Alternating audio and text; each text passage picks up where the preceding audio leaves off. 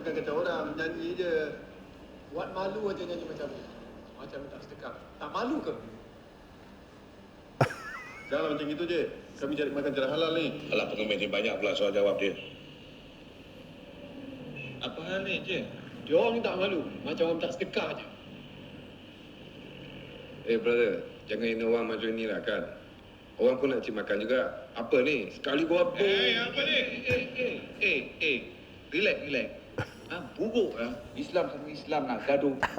Ini saudara kita juga. Kan? Islam sama Islam. Baiklah. Saya tak mahu tengok muka-muka awak berada di sini lagi. Okey. So macam mana? Apa yang tergelak tadi bila tengok yang klip-klip tu? Yang rasa-rasa. So Kunci ke macam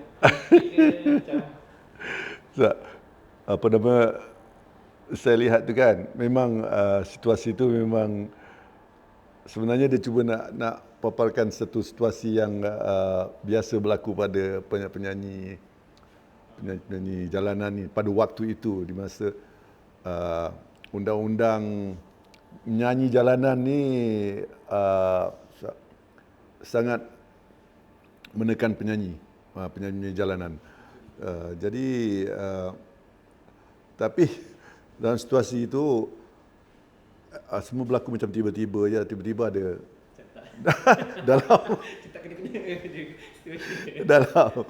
dalam dia buat nyanyi dia ada di bawah pokok tu. Tiba-tiba ada lah kumpulan Dr. Sam dengan Ramli Sarip dengan itu apa boleh berjalan kat satu tempat, keluar daripada bank apa tu, bank Islam ke sebenarnya? Bank Islam. macam kebetulan. Kebetulan. Itu berlaku dalam banyak filem Melayu. Filem Melayu. Tapi itu satu sindiran lah mungkin. Itu satu sindiran. Tapi nampak macam sikap ni kat sini. Sikap. Dia ada sikap rebel dia. Dia ada sikap apa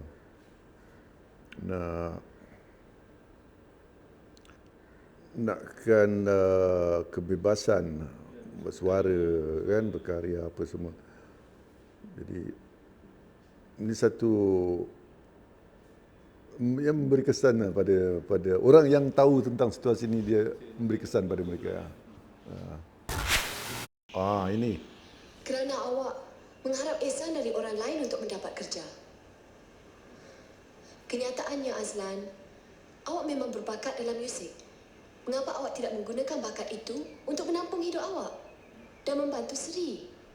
Aku main muzik lagi? Ya, main muzik, ubah lagu. Dengan bakat semula jadi awak dan dengan keluasan pelajaran awak, saya yakin awak boleh menghasilkan muzik yang lain dari yang lain.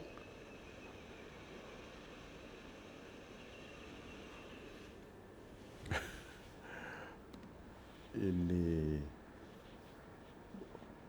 budak perempuan ni lagi pandai daripada dia.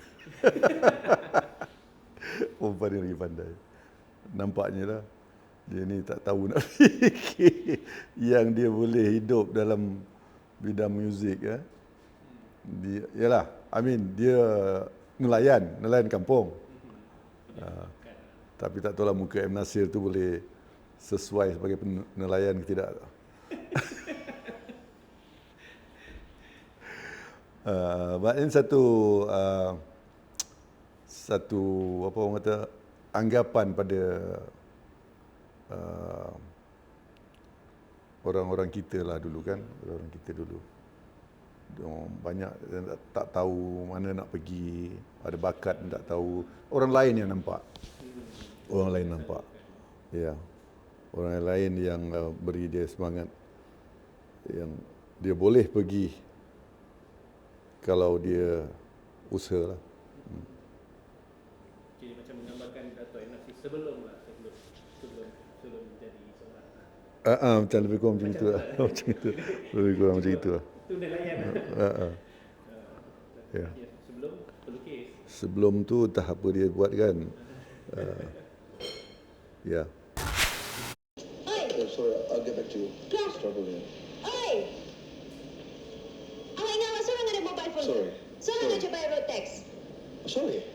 Do you know that you're a public nuisance? Maafkan saya tak sedar tadi. Saya boleh bayar? It's okay. No, it's okay. Nanti dulu. Nanti. Oh, Mas.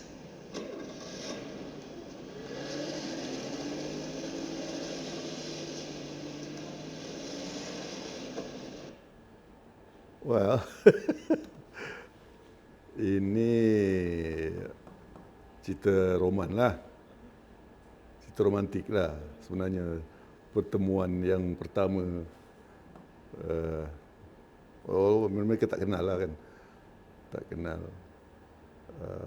Tapi melihat, menunjukkan sikap pemuda yang sudah mencapai status apa dipanggil waktu tu japi.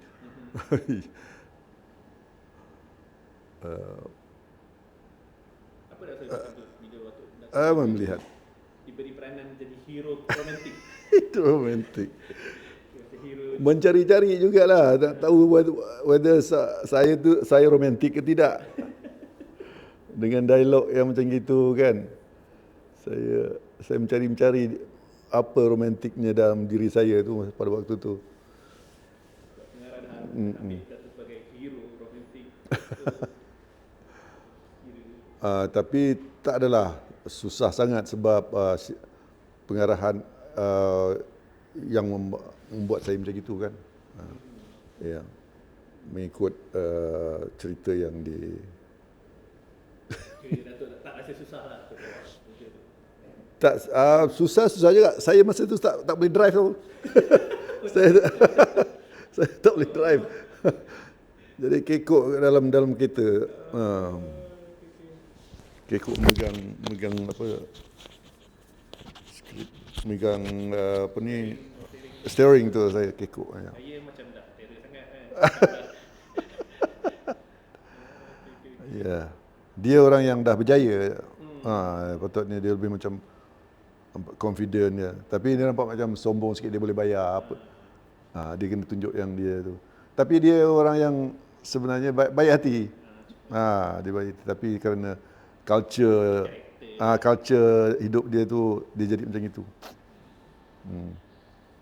Dan pertama orang yang marah dia tu pun orang dia nampak macam bukan orang tempatan. Jadi itu ada sikit reaksi yang heran ada sikit. Dia ada rasa heran sikit.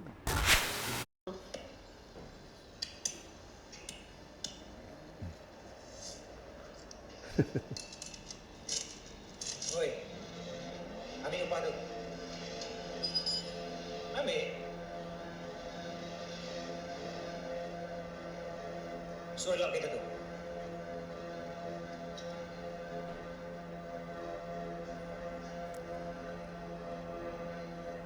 Ambil dia tu dia, sir.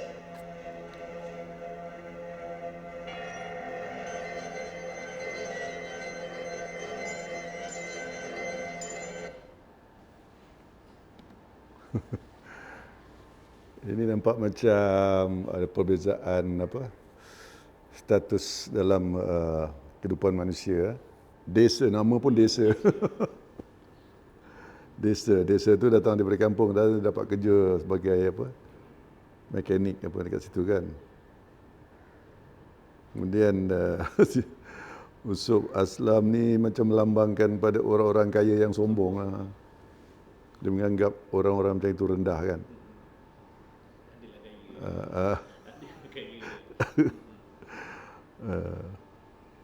Itu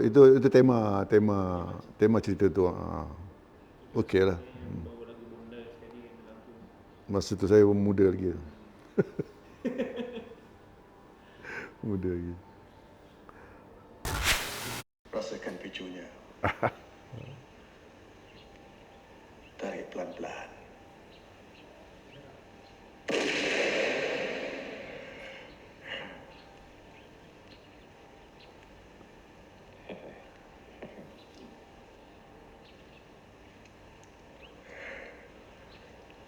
Syok.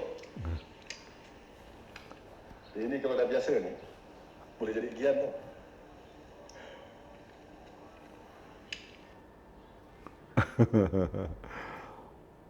Wah. Ini satu scene yang apa?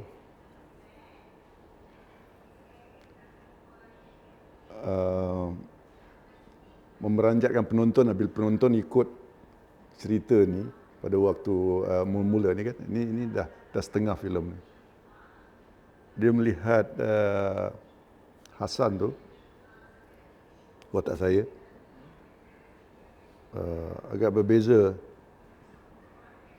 agak macam baik gitulah, baik dengan kawan apa semua kan.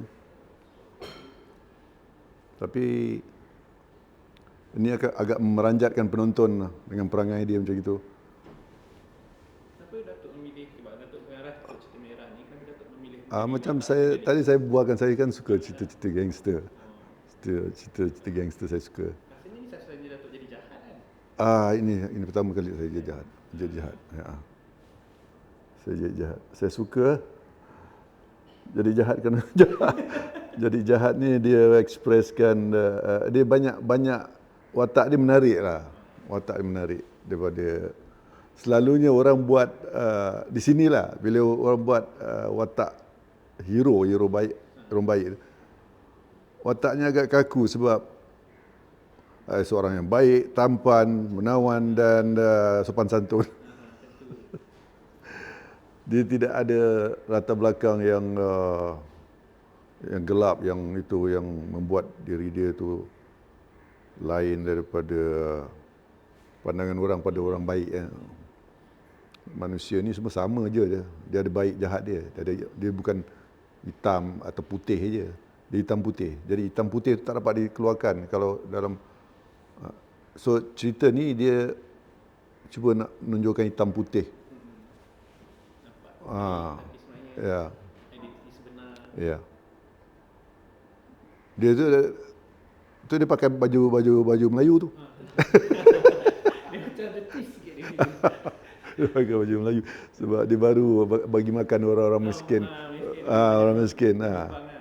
Tapi dalam pada masa yang sama dia seorang pengedar dadah.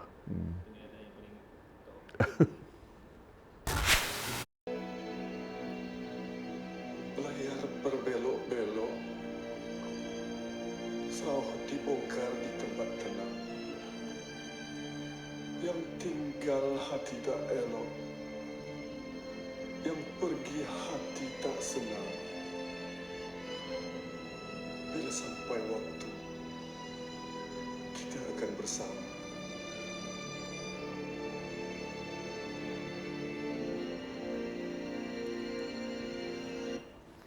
Apa nak cakap pasal watak tu? Sebab kita sebagai penonton dah terlalu dengan skrip dia, dengan watakan dia, dengan lakonan dia terlalu mendalam, terlalu lebih kompleks daripada watak Hang Tuah yang dulu-dulu kan.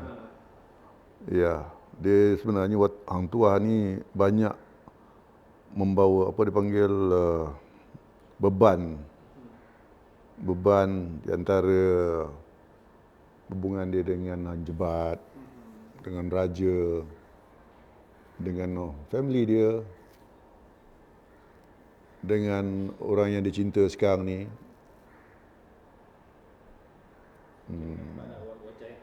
Walaupun dah cerita yang sebenarnya dia tidak bercinta dengan Puteri Gunung Ledang, tapi dalam cerita ni mengikut skrip ni lah. Tapi ada sikit emanasi sikit kat situ. seni dia tu. Apa Datuk rasa bila Datuk tengok balik akun Datuk yang first time Datuk tengok balik filem Hang Tuah yang Ya, filem Hang Tuah tu kalau dipadatkan lagi dia punya tujuan cerita dia dan ialah kerana gambar ni cantik, jadi selalunya director ni nak panjang-panjangkan. Kalau bagi saya lah, kalau dipadatkan dia punya cerita dia dan akan jadi lebih menarik, lebih berjaya.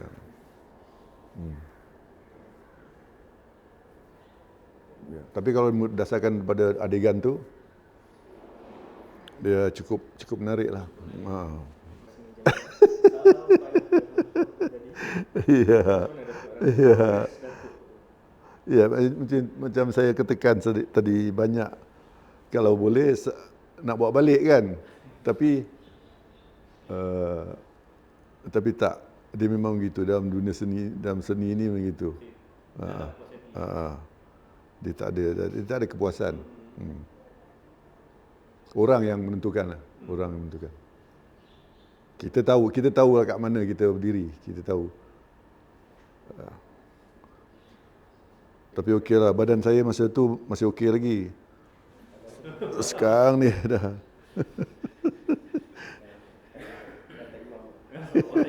Otak imam.